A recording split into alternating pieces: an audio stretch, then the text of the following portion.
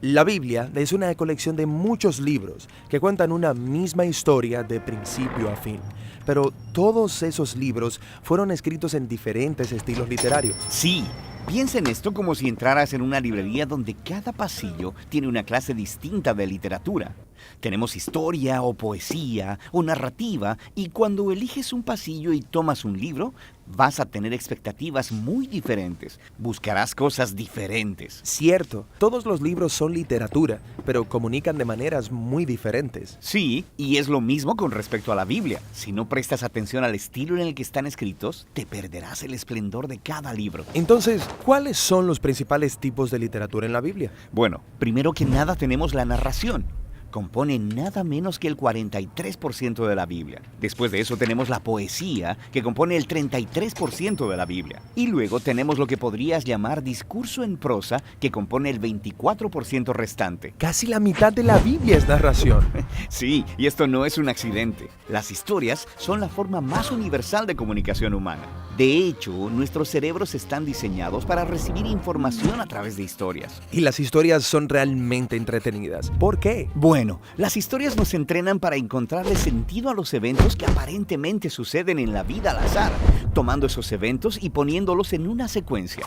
Y luego, cuando están juntos, puedes empezar a ver el significado y el propósito de todo. ¿Y qué es lo que une todo esto? Bueno, las buenas historias siempre tienen un personaje que quiere algo, y luego, a través de estos personajes, el autor puede explorar las grandes preguntas de la vida, como quiénes somos y qué es lo que verdaderamente importa en la vida. Y una buena historia siempre involucra alguna clase de conflicto. Algún reto que superar, justo como en nuestras propias vidas.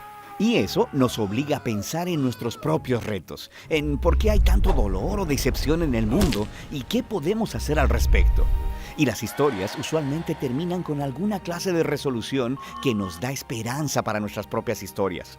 Ya que estas son historias bíblicas, ¿me muestran los personajes cómo debo vivir? Pues ese no es el punto. La mayoría de los personajes de la Biblia tienen defectos muy profundos. No debería ser como ellos, pero sí debemos vernos a nosotros mismos en ellos, lo que nos ayuda a ver nuestras vidas y nuestros defectos desde una nueva perspectiva. Y sin que te des cuenta, estas historias comenzarán a afectarte y cambiarán la manera en que ves el mundo, a otras personas y a ti mismo. Ahora, hay diferentes tipos de narrativa en la Biblia. Sí, tenemos la narrativa histórica, pero también las parábolas narrativas y las narrativas biográficas cortas, como los 4 evangelios. Los examinaremos en otros videos más adelante. Ok, después tenemos la poesía, que honestamente no leo mucho.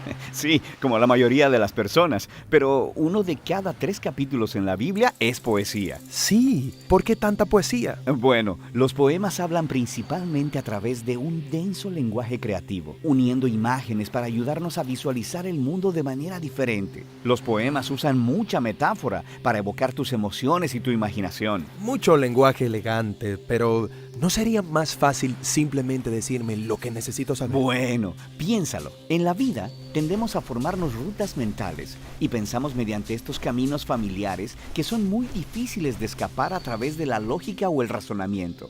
Y lo que hace la poesía es obligarnos a salir del camino que nos es familiar hacia un nuevo territorio. Es astuto. Y hay diferentes tipos de poesía en la Biblia. Hay muchas clases de canciones o salmos.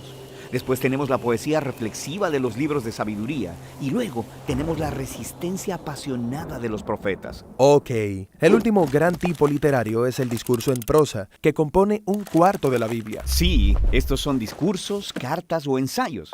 Y el enfoque aquí es construir una secuencia de ideas o pensamientos en un argumento lineal que requiere una respuesta lógica, como «Hey, ¿has pensado acerca de esto? También deberías considerar cómo se conecta con esto otro. Y si haces esto, entonces verás que esto es el resultado y a la luz de esa conclusión, por tanto, probablemente debes dejar de hacer eso para que esto otro sea el resultado». Así que me estás persuadiendo con razonamiento. Sí, el discurso te obliga obliga a pensar lógica y consistentemente y luego a hacer algo al respecto. El discurso bíblico se encuentra en los conjuntos de leyes, en la literatura de sabiduría y en las cartas escritas por los apóstoles. Está bien.